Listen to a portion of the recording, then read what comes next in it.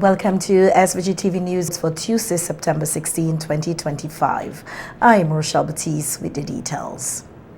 The entry cards, which will substitute traditional keys for two main buildings under the port modernization project, were officially handed over to the government of St. Vincent and the Grenadines during a ceremony held today at the project site in Kingstown. The handover included two key facilities, the Customs and Port Administrative Building and the Container Freight Station. Both buildings are critical to the functioning of the modern port, which has been designed to enhance the efficiency and quality of services at the Port Kingstown. Speaking at the ceremony, Minister of Urban Development, Energy, Seaport, Grenadines Affairs and Local Government, Senator Bernava Brown, described the event as another significant milestone in the government's mission to build infrastructural resilience across the country. Port modernization project is one of our most ambitious undertakings in the history of St. Vincent and the Grenadines. It is more than an investment in concrete and steel.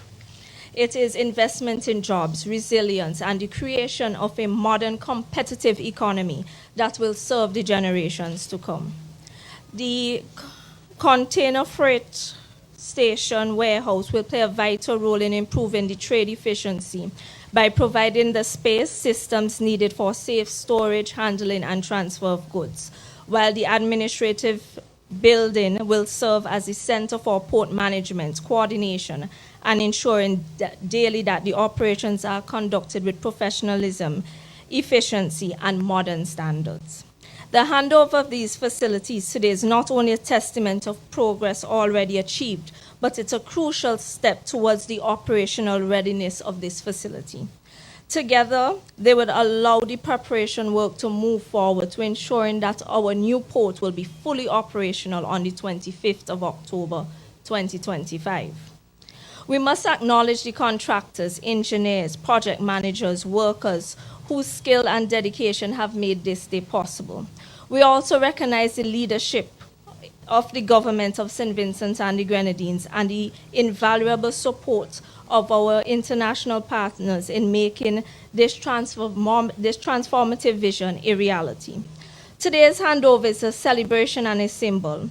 It reminds us that development is not an abstract idea. It is taking shape before our very eyes, building by building, milestone by milestone. Minister Brown emphasized the government's dedication to seeing the port modernization project through to full completion, ensuring that investment yields lasting returns. Tam Smith of Acorn Construction, the company executing the project, proudly announced that the two buildings were completed and handed over 6 weeks ahead of schedule. Smith said they are extremely proud to deliver the facilities early, noting that it reflects the hard work and coordination among all stakeholders involved.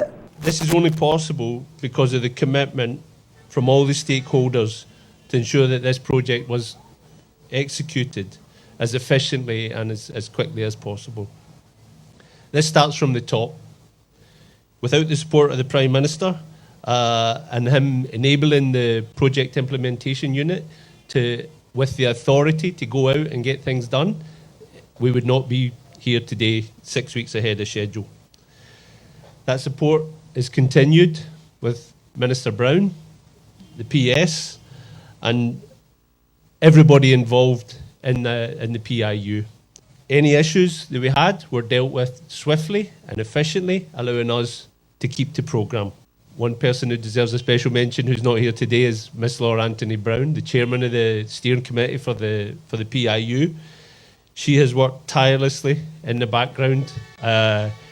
She's been the link between the government and the contractor. So it's a pity she couldn't be here today to take the thanks in person, but she's always around. I think we also have to thank, in particular, the project manager Franco and Lenski Douglas, who have both moved on to other things, but they were instrumental in getting us to where we are. There's other stakeholders, Selhorn, they're here to look after us, to watch us, make sure we're meeting the specification, and they've done that without throwing hurdles in the way. To Jorg and his team, you have our thanks for that. And not least, thanks to the Acorn team, to my guys, to the people who have built this project. They've invested 3.5 years of their lives in bringing this project to fruition. And for me, personally, thank you very much. To see it being handed over today is why we do what we do. We get a massive amount of satisfaction in handing over projects at the end. Also addressing the ceremony, Prime Minister Dr. Ralph Gonsalves expressed his satisfaction with the progress made and welcomed the symbolic handover of the entry cards. The Prime Minister noted that the two buildings alone represent an investment of nearly $20 million. So that keys are a bit obsolete as we're moving towards a first world nation status. Now I want the people of St. Vincent and the Grenadines to remember the journey. I want to put it in any detail, but remember in a summary form. And to show you how the government does things. Once we had started the Argyle International Airport in August 2008, we decided that we had to build a modern port. The one in Kingston had outlived its time, it's falling apart. As they say in the village where I come from, it started to be like a old sofa. You could only patch it a certain amount, and you're going to break out back. I know when I speak the language of the folk, sometimes some people take objection, but I have to speak so everybody could understand me. As a man who has come from the peasantry and the folk, I have to talk the language of the folk, despite all my advanced education. And the one at Camden Park, which was built in the 90s, was really inadequate. Wasn't built very well. And the design was completely unambitious. That's development, we could call it Vikey-Vike. You have to do something with ports and airports which it has to be large and transformational.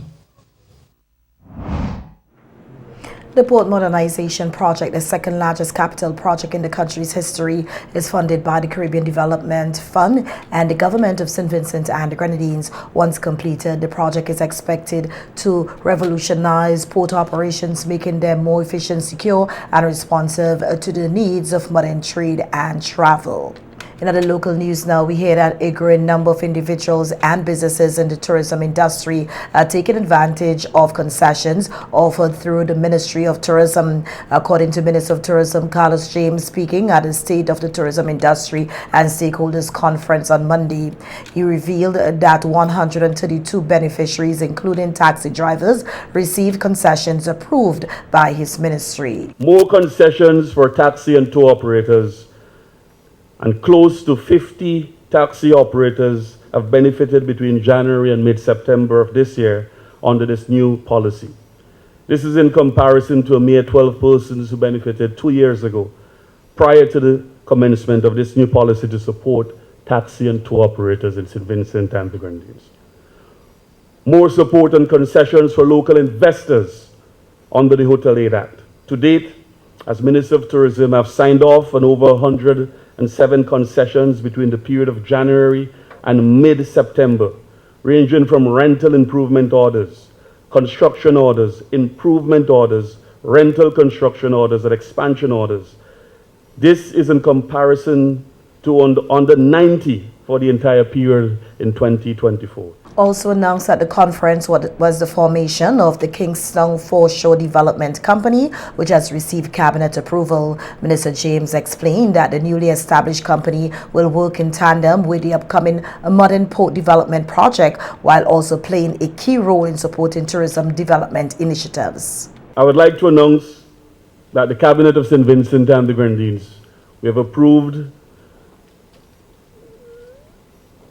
the establishment of the Kingston Foreshore Development Company, which will look at the cruise terminal expansion here in capital Kingston.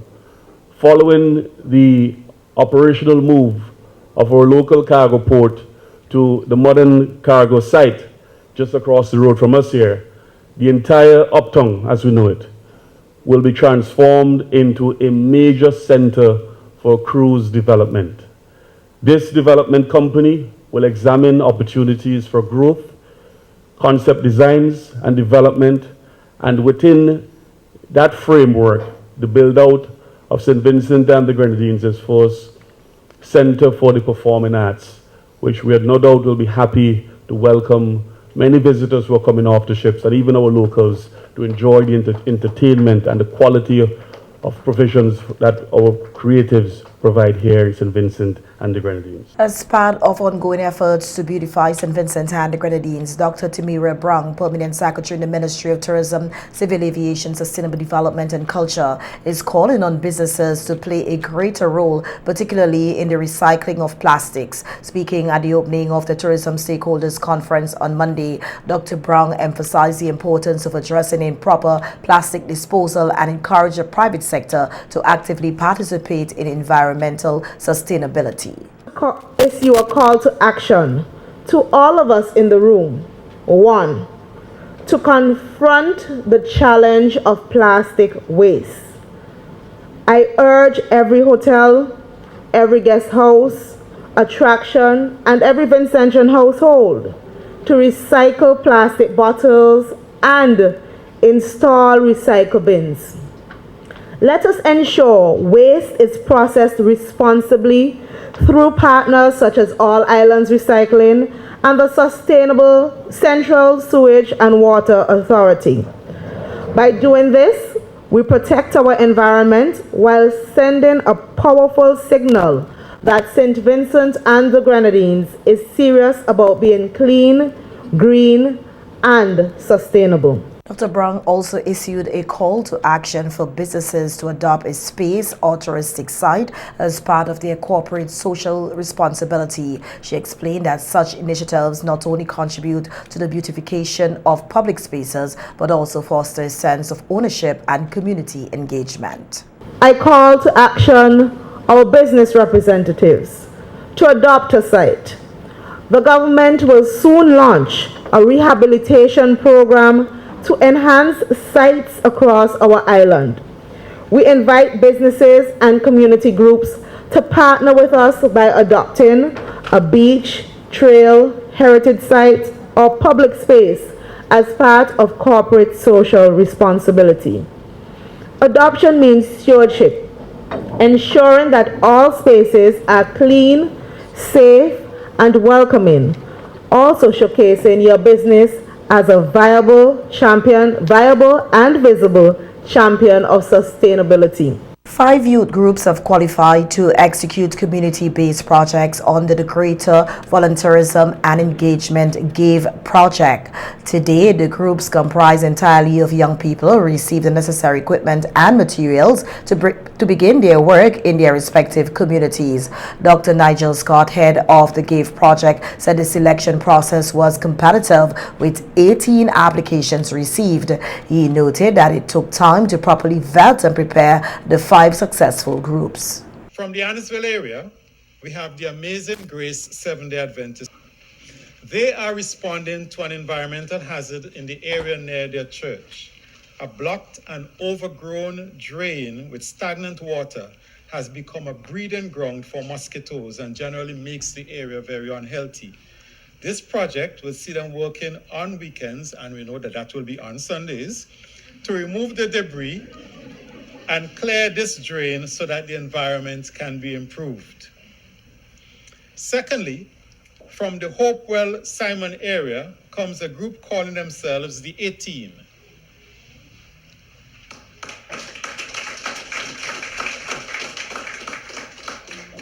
They will be providing hot meals and cleaning services to support individuals who are homebound, living with disabilities, or experiencing homelessness in the Hopewell Simon area.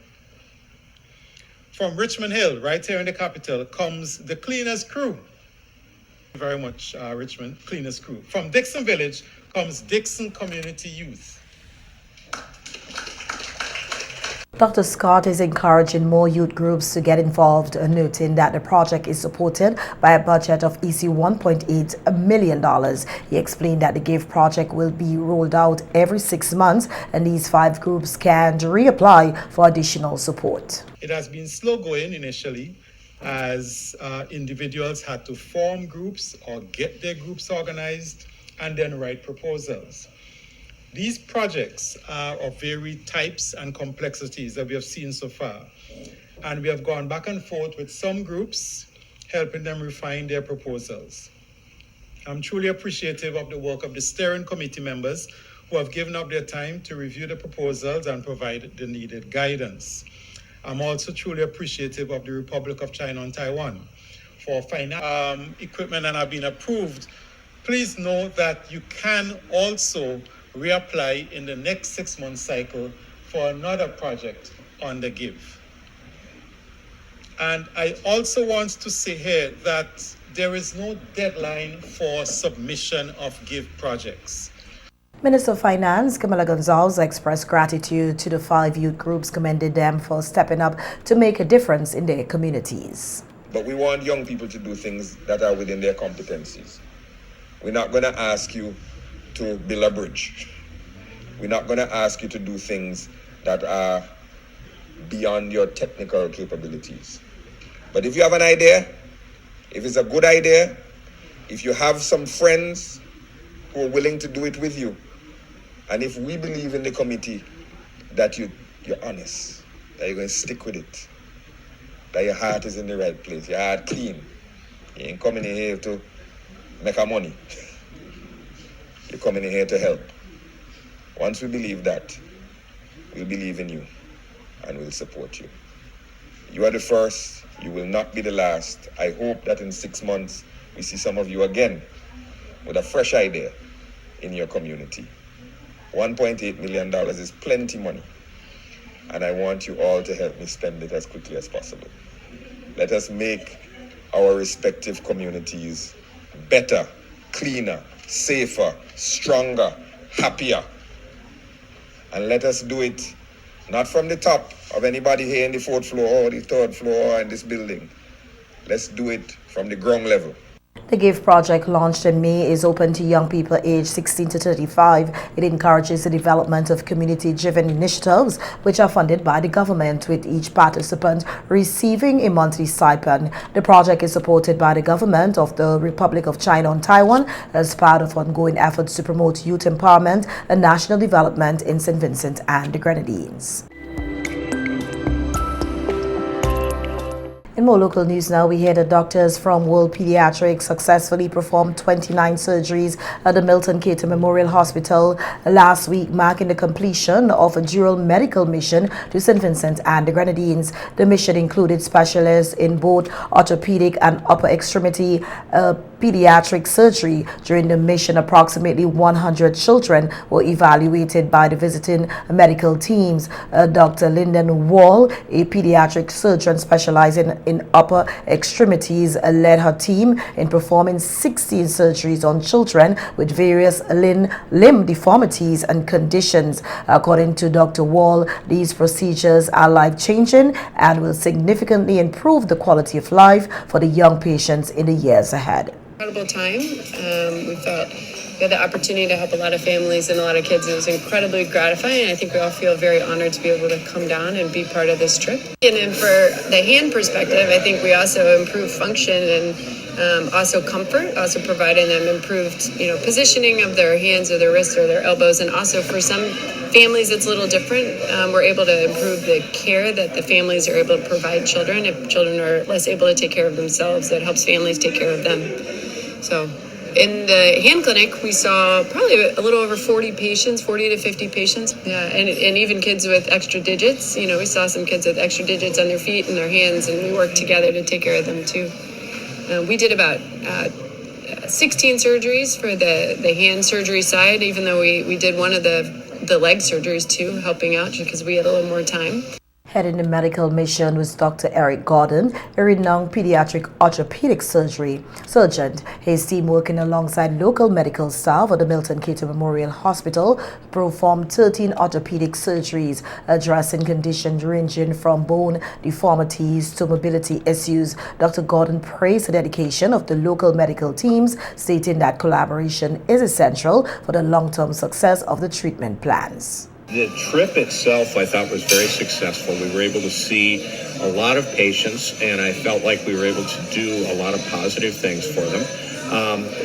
Orthopedics is a specialty that focuses on increasing abilities and increasing comfort in kids, and I think we can make a big difference in their lives, allowing them to do more and be more successful in life in general, and just be more comfortable doing the things that they can do.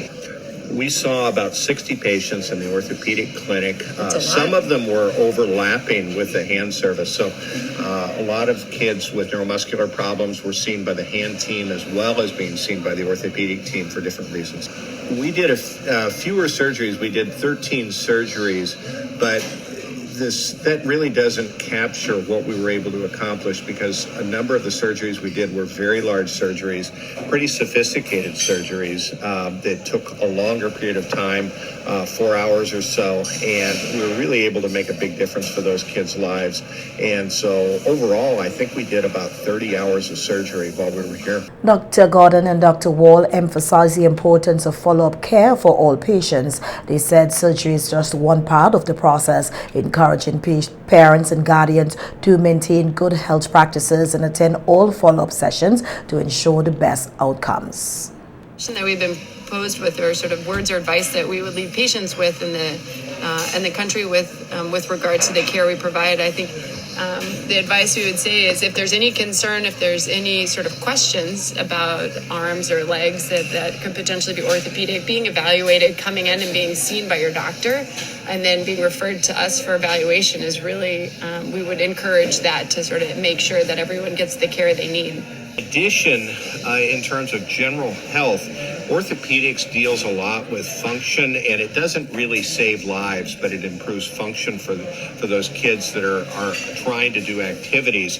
In particular, we've seen increasing numbers in the U.S. as well as here of problems that are caused by obesity in kids, and we're trying to work on being fit, being in shape, and never having to come see us in the first place is probably the ideal solution. So we would encourage people to work with their physicians in terms of a good diet and appropriate exercise. And if you do have problems, we'd love to help. Yeah, staying active, staying involved in sports, and really is helpful for everything. World Pediatrics, formerly World Pediatric Project, has a long history of partnership with St. Vincent and the Grenadines. Over the years, the organization has provided care to thousands of children across the region, completing hundreds of complex surgeries that would otherwise be inaccessible to many families. Each year, SVG welcomes several missions from World Pediatrics, with all surgeries conducted at the Milton Cato Memorial Hospital, the country's primary referral hospital. These missions provide life-saving and life-changing medical care to children in need, free of charge. President of the St. Vincent and the Grenadines Teachers Union, Oswald Robinson, has expressed serious concern over conditions at the Dr. J.P. Eustace Secondary School, following reports that the school was forced to close for a half day due to fumigation. Robinson said he was informed that parts of the school are infested with termites, a situation he described as troubling, especially since it's come just 3 weeks after the reopening of school for the new academic year. Despite the fumigation, school operations are expected to resume as normal, a decision Robinson said he does not support. The ministry is going to close the school for half day today to fumigate the areas that have wood lice. This is something they should have done before they asked the teachers and the students to come back to school. Now, if you're going to fumigate today, half day, why is it you want teachers to go back to school tomorrow? That chemical is still going to be in the school environment, and it needs enough time before it is properly diluted before people could occupy the school.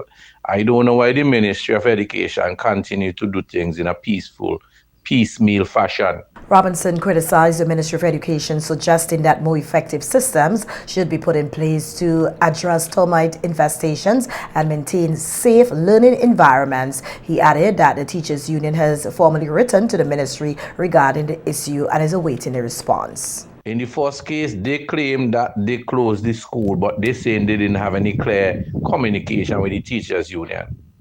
We wrote the Minister of Education about the condition, and they closed the school and saying they had a clear communication. So why is it they claim that they're closing the school? Why did they decide to close the school? And even though they closed the school, the work has not been done properly. Totally unacceptable. And now you want to treat termites for half day, and teachers and students must go back to school the next day. That's craziness. And the National Emergency Management Organization, NEMO, is making an urgent plea for members of the public not to tamper with or remove any equipment that is used to monitor La Soufrière volcano. NEMO is making the call after it said the team from the Soufrière Monitoring Unit visited the site at Waliabu today, Tuesday, September 16, 2025, where a seismic station and range gauge are installed. 2 large solar panels were stolen, wires connecting the power to the seismic station were cut, and 2 batteries were removed. The batteries were later found in the nearby bushes. According to NEMO, without this equipment, they cannot effectively monitor the volcano as they would like. The emergency agency says is a real concern, as the Waliabu seismic station is one of the most reliable stations, mainly due to the strategic location of the station on the lower flank of the volcano. It says this station is crucial to the network as it is generally the first station to pick up any seismic events relevant to volcanic activity. The lack of the data due to this vandalization creates a significant gap within the seismic network. Reminding the public that La Soufrière is a very active volcano that must be closely monitored. NEMO says acts of vandalism places the population at risk of not receiving timely and early warning on activities at the volcano. NEMO is urging anyone with information on the removal of the solar panels and damage to the station to contact the Royal St. Vincent and the Grenadines Police Force, a telephone number 457-1211, the Chateaubriand Police Station at 4582-229, or call 911 or 999.